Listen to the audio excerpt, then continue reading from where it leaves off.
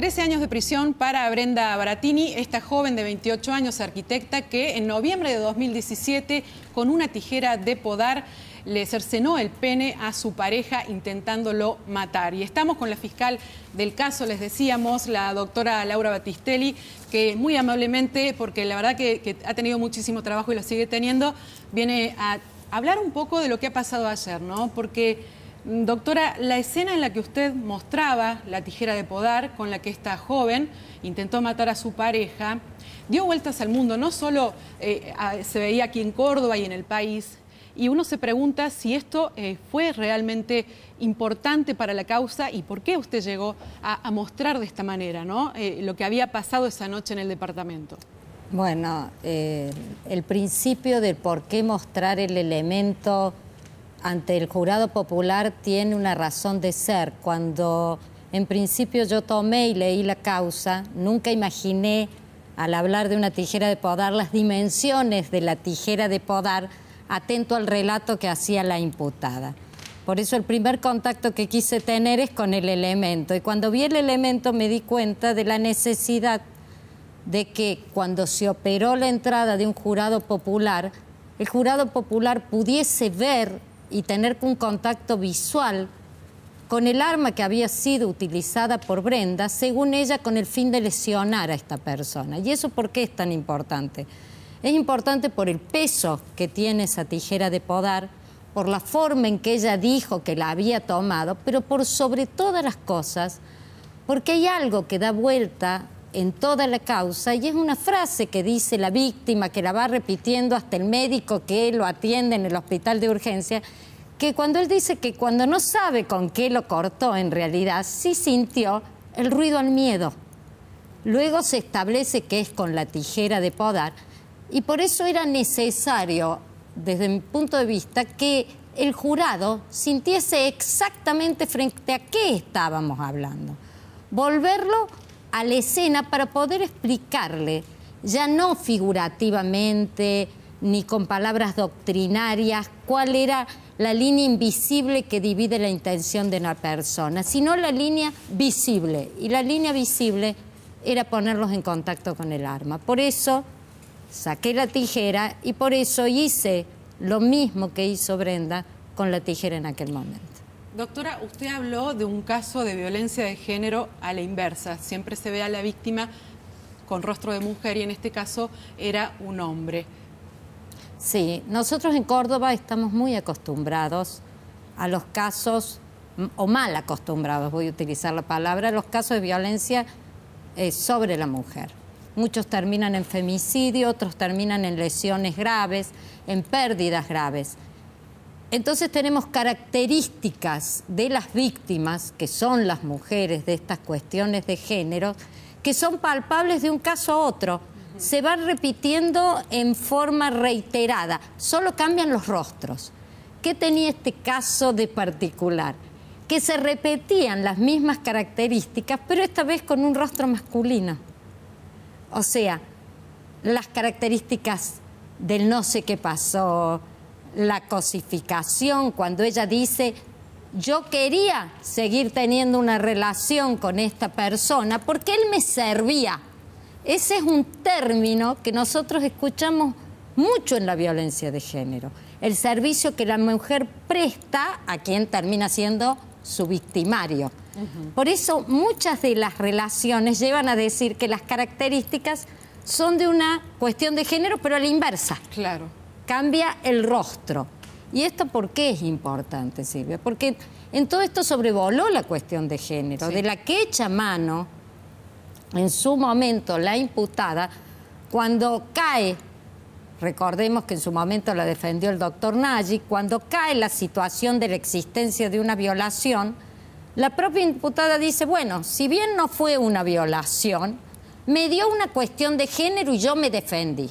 ¿Cuál sería en un principio esa famosa divulgación del video que después se cae también? Y ayer, doctora, ella reiteraba que se había jodido la vida, en esos términos lo decía, que estaba arrepentida y que nunca fue su intención matar a nadie. Sí, la de ayer fue una perspectiva muy importante, sobre todo para que las personas observemos cómo cambia la visión de la realidad de acuerdo a cómo se coloquen los protagonistas.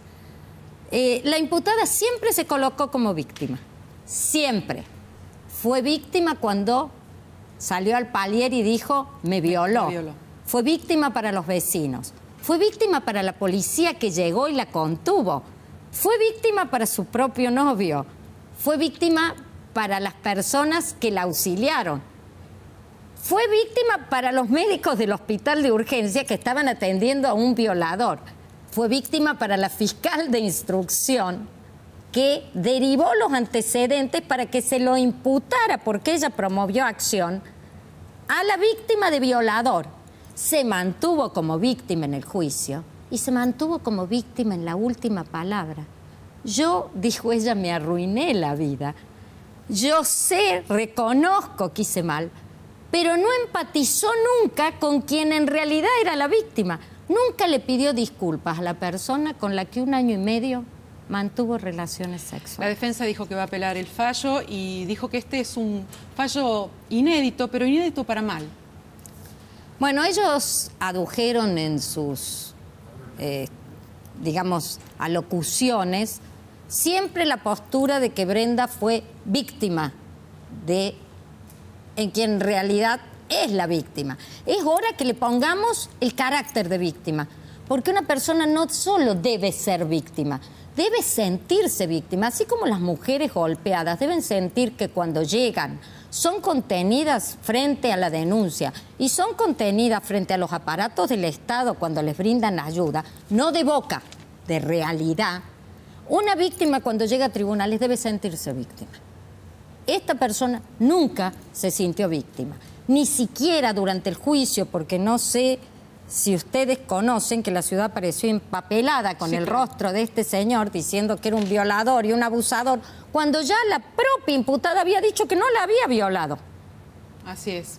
Esto significa la muerte civil de una persona, porque contra esa situación no es solo esa persona, es la hija de esta persona. Ese es el mensaje que es la mujer de esta persona. Ese es el mensaje. La violencia de género produce daños colaterales de gran magnitud.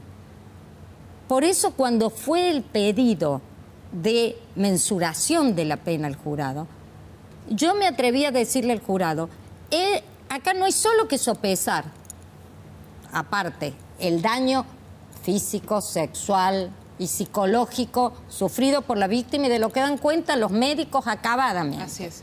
Hay que sopesar el daño que esta persona conscientemente hizo al tejido social. ¿Y cuál es el daño al tejido social? Servirse del padecimiento de tantas mujeres que padecen la violencia de género, conviven con la violencia de género y pagan las consecuencias de la violencia de género, muchas veces con la propia vida, servirse de eso para salir de una situación que la quejaba en forma personal. Eso es una manera de dañar el tejido social. Y eso sí hay que tenerlo en cuenta, porque esa sensibilidad que ustedes ven en la reacción está alimentada por una posición en que está la víctima puramente individualista, que no tiene empatía, no solo con la persona a la que hirió, a la que trató de quitarle la vida, sino que no tiene empatía con usar al resto de personas que lastimaron su vida como consecuencia de sufrir realmente violencia de género para poder salir de un hecho. Eso también la sociedad lo tiene que ver.